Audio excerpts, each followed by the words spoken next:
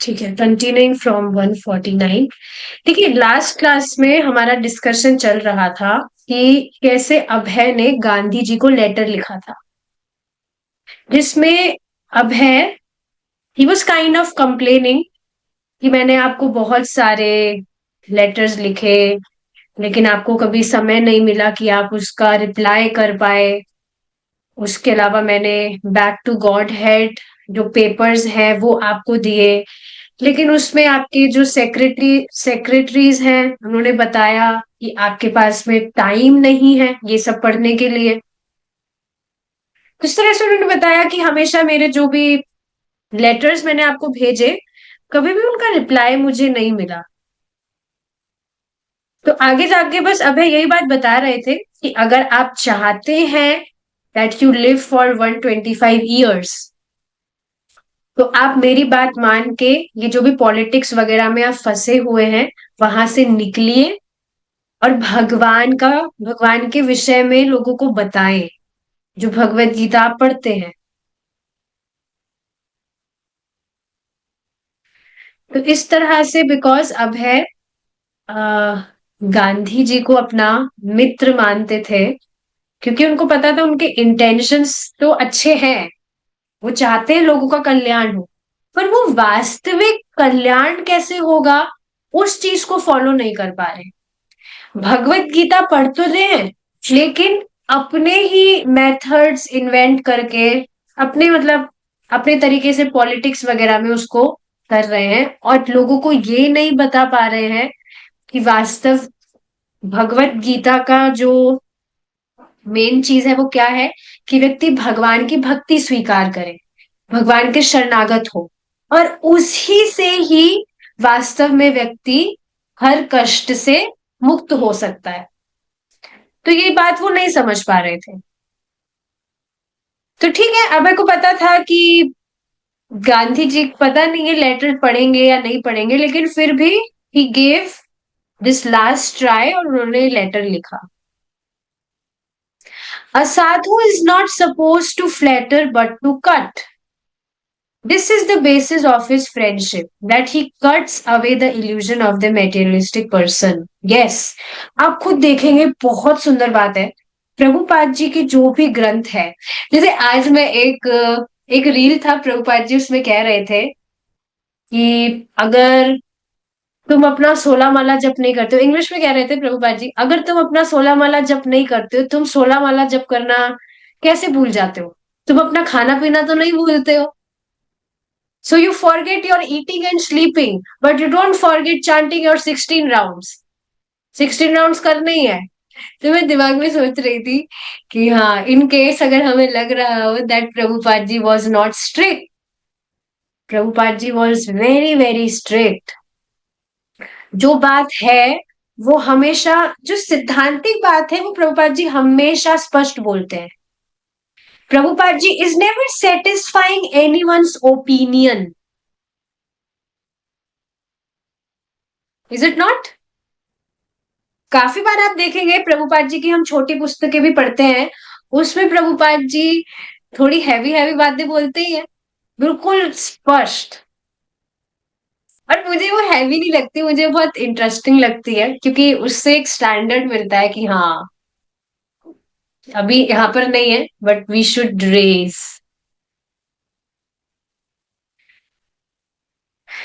तो हाँ, यही चीज यहाँ पर बताई जा रही है कि एक वास्तविक जो साधु है, he is not suppose to flatter. Flattering आप समझ रहे हैं, कि सामने वाले का जो ओपिनियन है उसको संतुष्ट किया जाए और मक्खनबाजी की जाए, ये सब चीजें नहीं है, बट टू कट। तो यहाँ पर उनके जो भी मित्रता थी गांधी जी से, उस पर he was cutting away the illusion of the materialistic people, कि जो लोग हैं वो किस तरह से भ्रमित है, उसको कट कर रहे हैं। देखिए, बहुत इंटरेस्टिंग बात है, इस भौतिक जगत में जो व्यक्ति है वो माया देवी का आश्रय ले रहा है, मतलब माया की दया का आश्रय ले रहा है, और माया कभी दया नहीं करती। इस बात को समझ रहे हैं आप? जब भी व्यक्ति कुछ भी इंद्रिय तृप्ति की प्लानिंग कर रहा है, सो ही इज बीइंग ट्रैप्ड, वो माया देवी के जाल में फंस रहा है वास्तव में। और वो इस बात को नहीं समझ सकता है जब तक वो उसको ज्ञान नहीं होगा।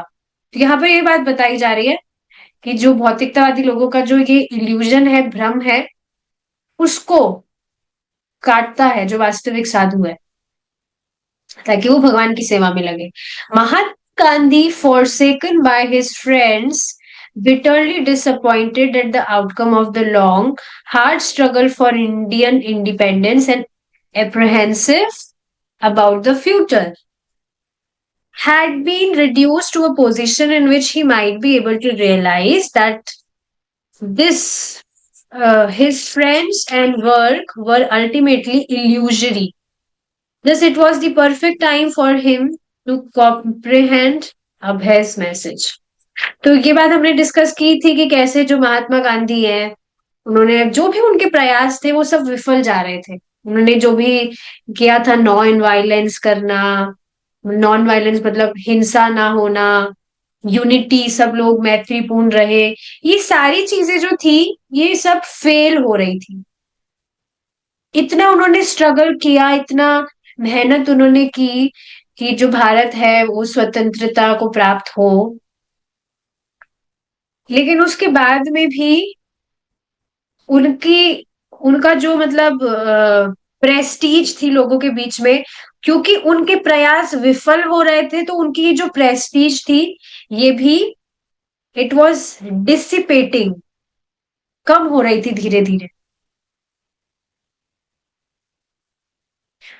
और वो इस हद तक मतलब रिड्यूस हो रही थी जिसमें अब उनको समझना चाहिए कि वास्तव में जिनको वो अपने मित्र और जिनके साथ में वो काम कर रहे थे, भाई आप देखिए, कोई भी व्यक्ति अच्छा इंटेंशन लेकर कुछ काम कर रहा है इन्हीं लोगों के साथ में, तो ठीक है, उसके जो प्रयास है वो विफल गए भी हो, लेकिन क्योंकि उसका इंटेंशन अच्छा है, तो कम से कम उसको नजरअंदाज नहीं किया जाता है। सामान्यतः ऐसा होता ही है, होना चाहिए, होता तो नहीं है कि भाई उसके अच्छे इंटेंशन है, प्रयास उसने किया पर वो विफल गया, पर हमें उसका साथ नहीं छोड़ना चाहिए। पर यहाँ पर इसके ऑपोजिट हो रहा था, क्योंकि गांधी जी के प्रयास विफल हो रहे थे, तो उनके जो भी दोस्त थे या जो भी उनके साथ काम कर रहे थे, वो अब धीरे धीरे उनका साथ छोड़ रहे थे। तो अब अल्टीमेटली वो फेज आ गया था जिसमें उनको समझना चाहिए कि ये सब कुछ अल्टीमेटली इल्यूजरी है। इल्यूजरी मतलब भ्रम था मेरा, कि सब मेरे मित्र हैं, जो भी मैं जिनसे मैं विश्वास कर रहा हूं।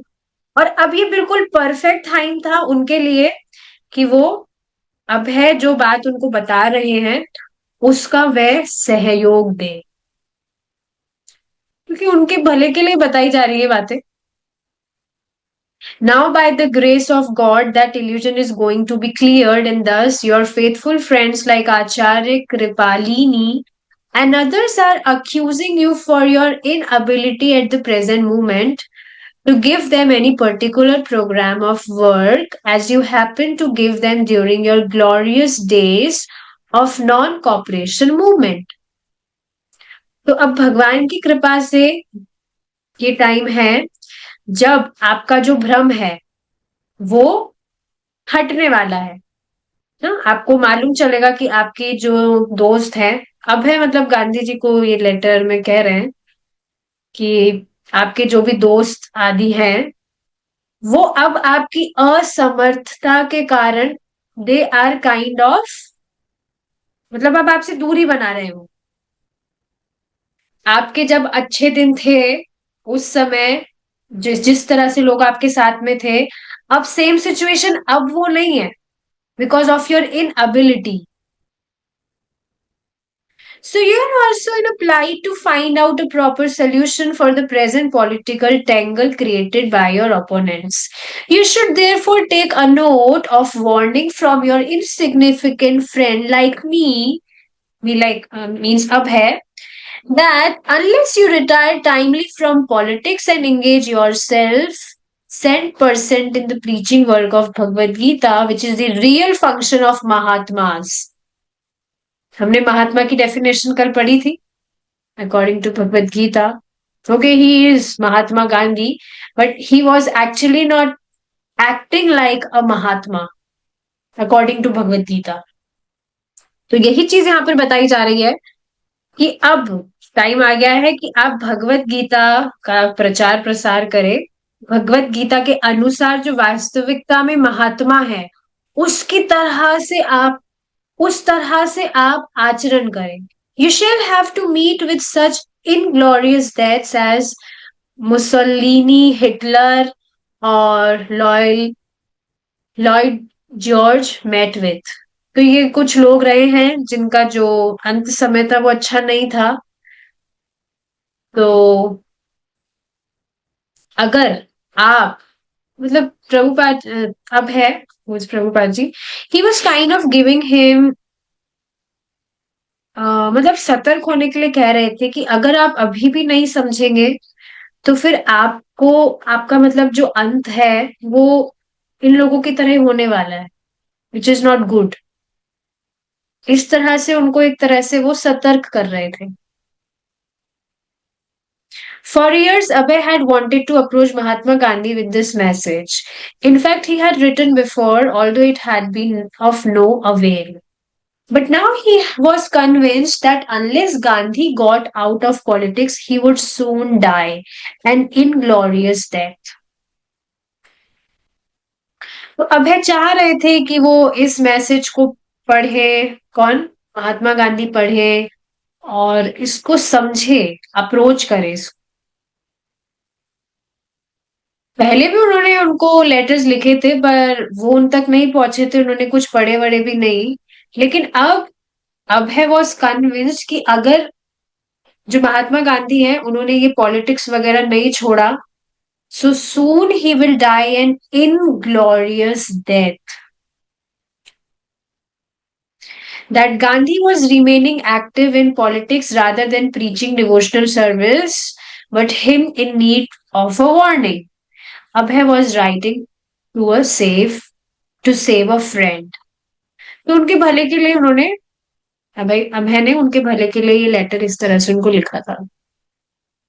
You can easily understand as to how some of your political enemies in the garb of friends, both Indian and English, have deliberately cheated you and have broken your heart by doing the same mischief for which you have struggled so hard for so many years.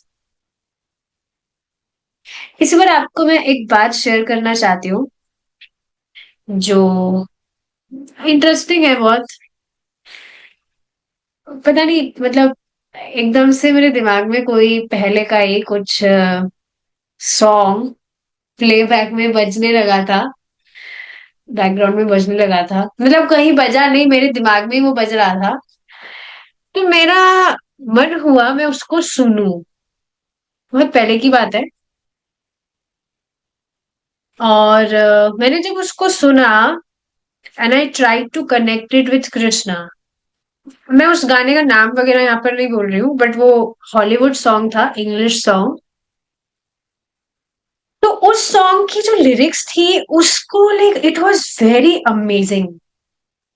उसमें क्या था, क्या बताया जा रहा था कि वास्तव में, मतलब वो एक लड़का लड़की का सॉन्ग था जिसमें लड़का है वो बोल रहा है कि तुम अभी जिसके साथ हो वो चीटिंग ही तुम्हें कर रहा है, you deserve a gentleman and all those things. उसको मैं किस तरह से रिलेट कर पा रही थी. भगवान कृष्ण इस तरह से कह रहे हैं, एंड लिटरली ये चीज है ही. I was able to relate it with scriptures कि ये जो भौतिक जगत है ये वास्तव में तुम्हारी रहने की जगह नहीं है. तुम हमेशा से ही यहाँ पर तुम्हें लोगों की चीटिंग ही प्राप्त हुई है. लोग तुमसे धोखाधड़ी ही करते आए हैं. जिनको भी तुमने अपना समझा वो वास्तव में तुम्हारे अपने कभी थे ही नहीं. क्या ये बात सच नहीं है?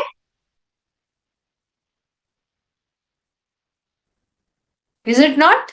So you come to me. Krishna is saying this. Krishna is literally saying this. You come to me. You become my devotee. You take my shelter. And I will take you to my abode. मैं हमेशा के लिए तुम्हें मेरे पास में ले आऊंगा. तो मेरी शरण में आओ. तो उसके सॉन्ग के लिरिक्स इसी तरह से थे, and I was able to related with Krishna. Krishna is very eager to take us back to him. क्योंकि हम इस बात को नहीं समझ रहे, हमें इसी जन्म का भी याद नहीं है कि हमें माँ के गर्भ में कितना कष्ट हमें सहना पड़ा था. But Krishna was everything. अभी तक अनादि काल से लेकर अब तक हम इतना रोते आए हैं, इतना रोते आए हैं कि उन आंसुओं से बहुत विशाल समुद्र बन जाए. इतना हम रोते आए, रोते हुए आए हैं, इतना रोए हैं हम, because of the, you know, all the miseries of this material world. So this material world is really not a good place. And Krishna wants us to understand this. पर हम नालायक हैं, हम नहीं समझ पाते इस बात को. और यहीं पर कुछ मति लगाना चाहते हैं अपन. एनीवेज, तो उसी से रिलेटेड बात यहाँ पर बताई जा रही है, जो अब है अपने लेटर में, ये लेटर ही चल रहा है कि तुम बिल्कुल, मतलब महात्मा गांधी से कह रहे हैं कि आप बिल्कुल अच्छे से समझ सकते हैं कि कैसे आपके जो जिनको आप अपना दोस्त समझ रहे थे, मित्र समझ रहे थे, वो वास्तव में आपके शत्रु थे, जिन्होंने आपको चीट किया, जिन्होंने अ, आपका विश्वास तोड़ा, और आपके साथ में इस तरह से वो धोखाधड़ी की है. आपने इतने सालों से मेहनत की, लेकिन अंत समय में जाकर आपको धोखाधड़ी ही मिली. You wanted chiefly Hindu Muslim unity in India, and they have tactfully managed to undo your work by creation of the Pakistan and India separately. आप चाह रहे थे कि जो हिंदू और मुस्लिम लोग हैं वो यहाँ भारत में ही रहकर साथ में रहे, यूनाइट हो. पर आप देखिए किस तरह से आपकी जो आपकी जो योजना थी उसको किस तरह से विपरीत कर दिया गया, किस तरह से पाकिस्तान और भारत का विभाजन करवा दिया गया. You wanted freedom for India, but they have given permanent dependence of India. You wanted to do something for the upliftment of the position of the Bhangis, but they are still voting as Bhangis even though you are living in the Bhangi colony. They are all there for illusions, and when these things will be presented to you as they are, you must consider them as God sent. God has favored you by dissipating the illusion you were hovering in, and by the same illusion you were nursing those ideas as truth.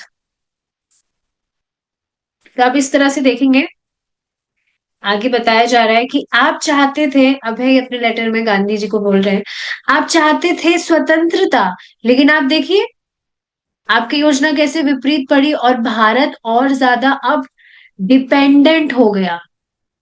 Permanent dependence. आप चाहते थे कि जो भंगीज है वो, मतलब उनको भी समान सम्मान वगैरह दिया जाए, पर आप देखिए अभी भी वो किस तरह से भंगियों की तरह ही रह रहे हैं, जबकि आप भी भंगी कॉलोनी में रह रहे हैं. तो इस तरह से आपको समझना चाहिए कि ये सब कुछ भ्रम मात्र है. आप जिस तरह से चीजों को देखने का प्रयास कर रहे हो वो वास्तव में वैसी है नहीं. क्या ये बिल्कुल सच बात नहीं है? शुरू से हम चीजों को जैसे देखते थे हमको बिल्कुल वैसी तो लगती थी. हम देखते थे भाई जो भी हमारे रिश्तेदार हैं वो हमेशा हमारे साथ ही रहेंगे, जबकि हमको पता है, पहले भी ये चीज पता ही थी कि मर जाते हैं लोग, साथ में नहीं रहते हमेशा के लिए. फिर भी हमारी मति क्या रहती थी, हमारे साथ हमेशा रहेंगे भाई. अरे हम भी कहाँ मर रहे हैं, हम भी हमेशा के लिए रहेंगे. और भी बाकी सारी चीजें, हम जैसा देखते हैं चीजों को वो वैसी होती नहीं है, वैसी है नहीं वास्तव में. ये जो जगत है, ये सच्चिदानंद हमें लगता है, पर ये इसका बिल्कुल विपरीत है. निरानंद, निरानंद में, अज्ञान में, और क्या था, अशाश्वत. ज्ञान जब व्यक्ति लेता है तब उसको पता लगता है। तो यही चीज यहाँ पर बताई जा रही है, आप जैसे चीजों को देख रहे हैं, जैसी आपके सामने है वैसी है नहीं चीजें वास्तव में। तो ये वास्तव में आपको भगवान की कृपा माननी चाहिए कि अब आपको चीजें जैसी हैं वो वैसी दिख रही है उसके वास्तविक स्वरूप में। इसका अर्थ क्या है कि यहाँ पर आप जिनको अपना दोस्त मित्र समझ रहे थे कि आपके फेवर में हैं, और जो भी आप सोच रहे थे कि आप अपनी योजना के अनुसार चीजें हैंडल कर सकते हैं, वास्तव में तो ऐसा कुछ हो नहीं रहा है।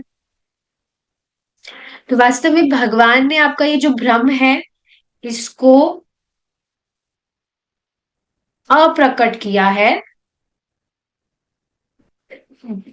जिस भ्रम को आप समझ रहे थे सच है, उसको भगवान ने अब अप्रकट किया है।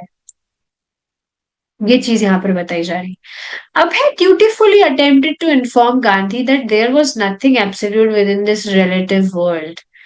Ahimsa or non-violence must always be followed by violence, just as light is followed by darkness. Nothing is absolute truth in the dual world. You did not know this, wrote Abhay. Neither you ever cared to know this from the right sources, and therefore all your attempts to create unity were followed by disunity, and ahimsa was followed by hinsa.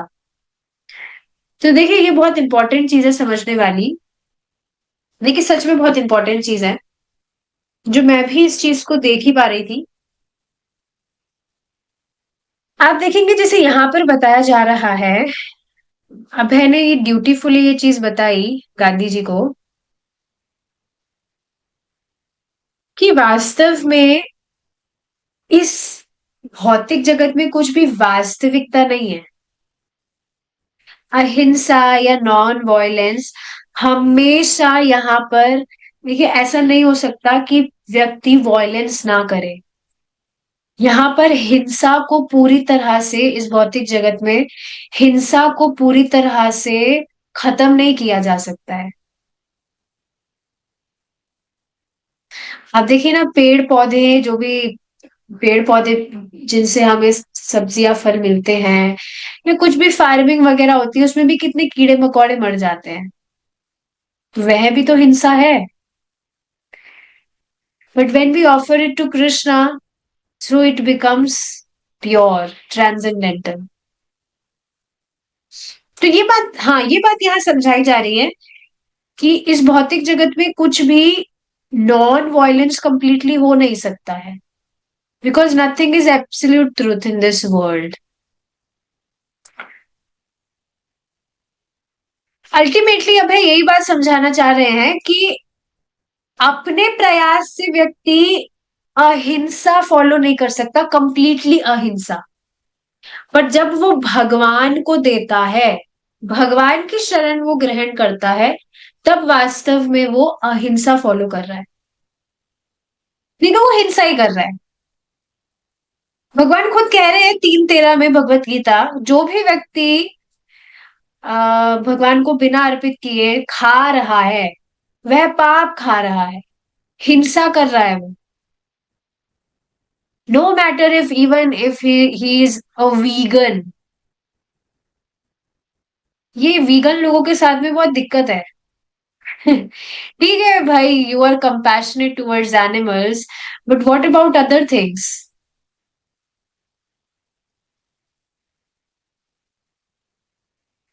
Anyways, तो ये बात अब यहाँ बताना चाह रहे हैं कि आपको ये चीज पता नहीं है, गांधी जी को बोल रहे हैं आपको ये चीज पता नहीं है, और ना आपने कभी प्रयास किया कि आप जो राइट सोर्सेस हैं, प्रमाणिक ग्रंथ, उनसे आप उनको जाने। और इसी वजह से आपके जो भी प्रयास रहे हैं इस तरह से आप यूनिटी फॉर्म करें या आप नॉन वायलेंस फॉर्म करें, लोगों को फॉलो कराए, वो सब कुछ जो यूनिटी है वो डिसयूनिटी में परिवर्तित हुई, और अहिंसा हिंसा में परिवर्तित हुई। So all your attempts were failed, क्योंकि मेन चीज ही केंद्र में नहीं है भगवान। तो देखिए ये बात समझ लेनी चाहिए, जो भी हमारी कुछ भी जीवन में प्रॉब्लम है, उसका एकमात्र कारण है भगवत विमुखता। अब आप उसको माइक्रो लेवल पर भी देख सकते हैं या मैक्रो लेवल पर भी देख सकते हैं।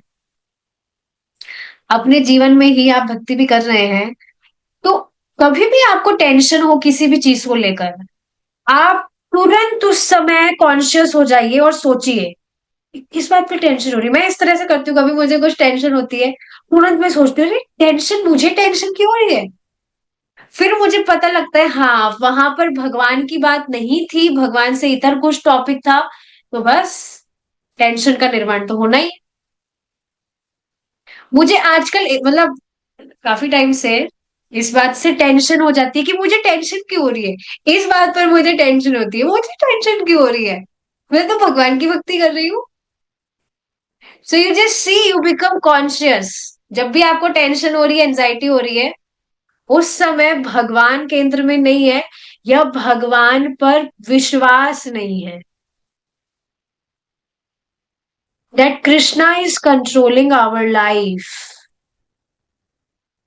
अगर विश्वास होता तो टेंशन क्यों होती, क्योंकि भाई भगवान के कंट्रोल से बाहर तो कुछ नहीं है ना। तो कोई बात नहीं, अभ्यास के कारण ऐसा हो जाता है, कभी कभी टेंशन हो जाए, but try to become conscious at that time immediately कि क्यों टेंशन हुई।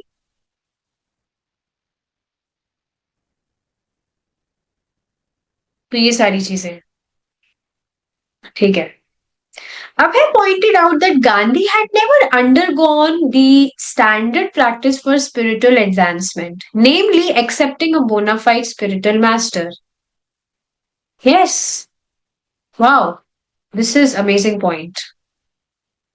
Although Bhagavad Gita declares the necessity of accepting a guru in disciplic succession, Gandhi was well known for listening to his inner voice and for extracting ideas from various writers like Ruskin and Thoreau, पता नहीं क्या है ये, whatever, and mixing them with teachings from the New Testament and the Gita. Had Gandhi approached a guru, said Abhay, he would not have become bewildered within the sphere of relative truth. देखिए कितना important point यहाँ पर highlight किया जा रहा है। गांधी जी ने गुरु नहीं स्वीकारा था कभी।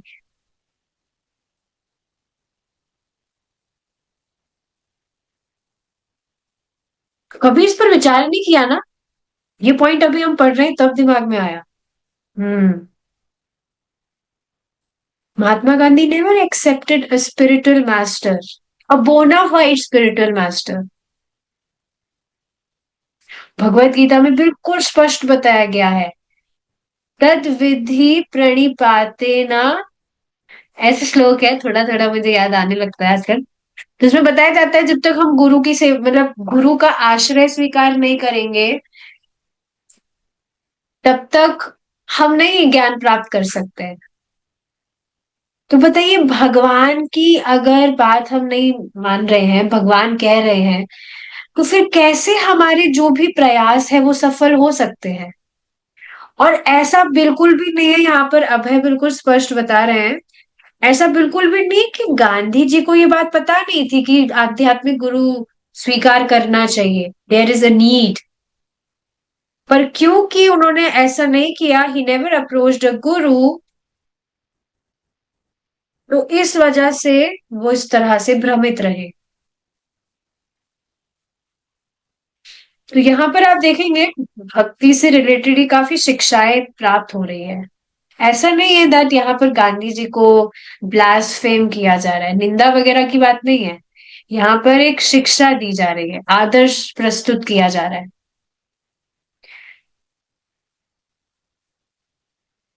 और क्या आप ऐसा अभी होता हुआ नहीं देखते हैं? लोग अपने आप से गीता पढ़ते हैं, ठीक है अच्छी बात है, पर गीता पढ़ने के बाद जब समझ आ रहा है भगवान कह रहे हैं कि भाई गुरु स्वीकार करना चाहिए, तब तो गुरु स्वीकार करें ना, बोनाफाइड गुरु।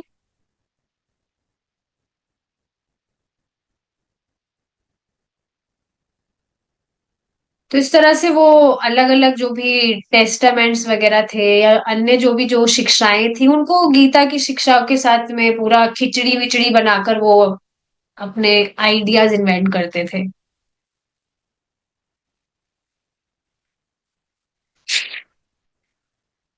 ठीक है, आधा पेज और पढ़ते हैं, then will stop. In the Katha Upanishad it is ordered that one must approach the bona fide guru who is not only well versed in all the scriptures of the world but is also the realized soul in Brahman, the absolute, in order to learn the science of absolute truth. So, also it is instructed in the Bhagavad Gita as follows. देखिए ये बात शायद श्रीमद् भागवतम में बताई जा रही है, मैंने पढ़ा था। बहुत सुंदर बात प्रभुपाद जी ने बताई थी उसमें।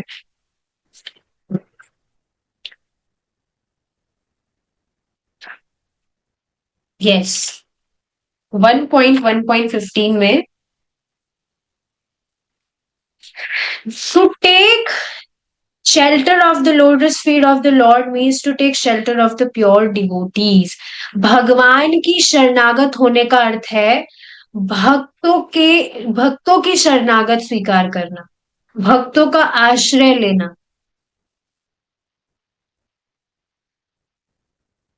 कोई भी व्यक्ति जो भगवान के शुद्ध भक्तों की बात हो रही है, प्योर डिवोटी। शुद्ध भक्त कौन है? प्रभुपाद जी। तो आप देखेंगे, हाँ ये बात बताई जा रही है कि कोई भी व्यक्ति अगर शुद्ध भक्तों के का आश्रय लेता है, जो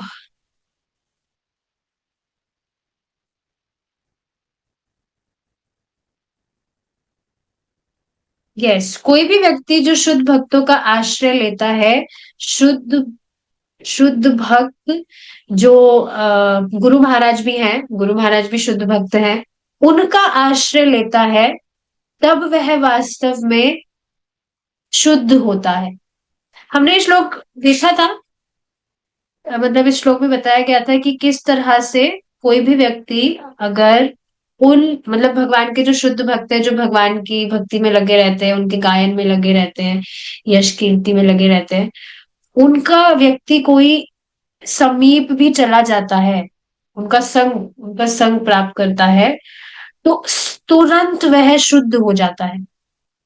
और उतना शुद्ध वह गंगा जल के गंगा जल के स्पर्श से भी नहीं होता है। गंगा जल से भी वो होता है पवित्र, पर उसमें बहुत लंबा समय लगता है।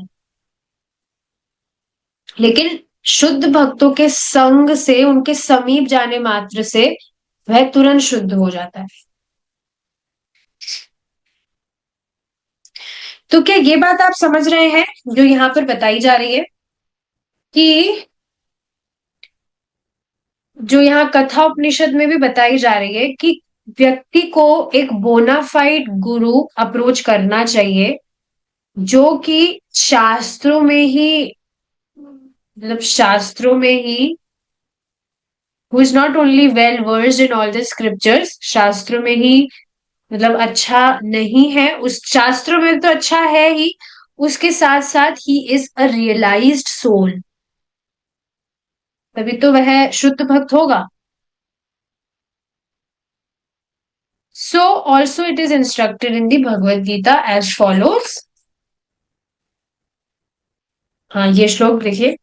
तद्विद्धि प्रणिपातेन परिप्रश्नेन सेवया उपदेक्ष्यन्ति ते ज्ञानं ज्ञानेन तत्त्वदर्शन दर्शिना 4.34। But I know that you never underwent such transcendental teaching except some savior penances which you invited for your purpose, as you have invented so many things in the course of experimenting with the relative truths. You might have easily avoided them if you had approached the Guru as above mentioned. आप देखेंगे श्रीला प्रभुपाद जी भी पहले गांधी जी की तरफ उनकी बहुत उपाध्य बुद्धि थी, लेकिन जब उनके गुरु महाराज के द्वारा उनको स्ट्रिक्टली ऑर्डर मिला कि आप अपना पूरा ध्यान भगवान की भक्ति में लगाइए। ये पॉलिटिक्स वगैरह जो है इसमें मत उलझिए आप।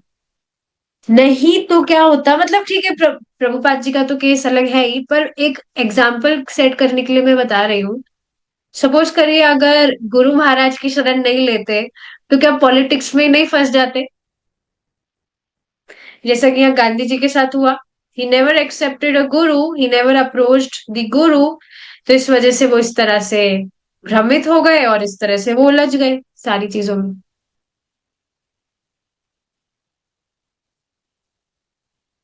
सो accepting a bona fide spiritual master is very very important. बहुत सुंदर बात इस पर बताई जाती है कि आप देखेंगे हमें हर जीवन में, हर जन्म में हमें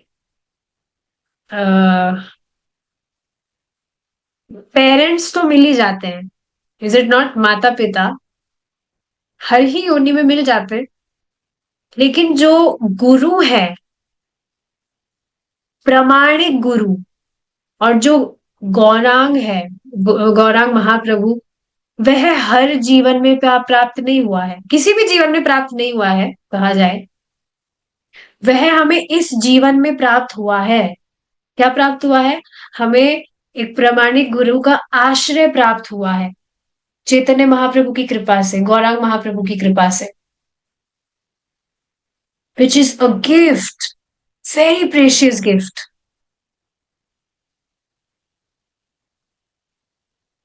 चैतन्य चरितमृत में भी बताया जाता है, कौन, मतलब मैंने पढ़ा था इसको भी एक बार, आपने भी सुना होगा ये, कि बहुत बहुत योनियों में जब व्यक्ति, जीव भटकता है, उसके बाद में कहीं जाकर वह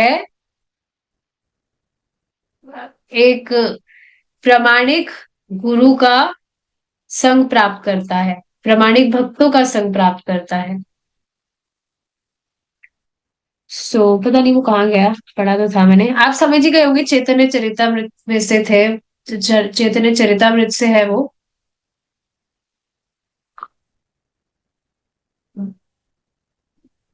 किस तरह से योनियां भटकते भटकने के बाद में, बहुत अनादिकाल से भटकते भटकते भटकने के बाद में कहीं उससे जाकर प्रामाणिक गुरु, प्रामाणिक भक्तों का आश्रय प्राप्त होता है।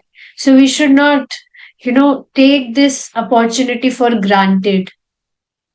इसी जन्म में अच्छे से भगवान की भक्ति करके भगवान के धाम लौट जाना चाहिए। ठीक है, from this we will stop our discussion here. Thank you so much for joining. We had a nice discussion. Hare Krishna. Jai Srila Prabhupada.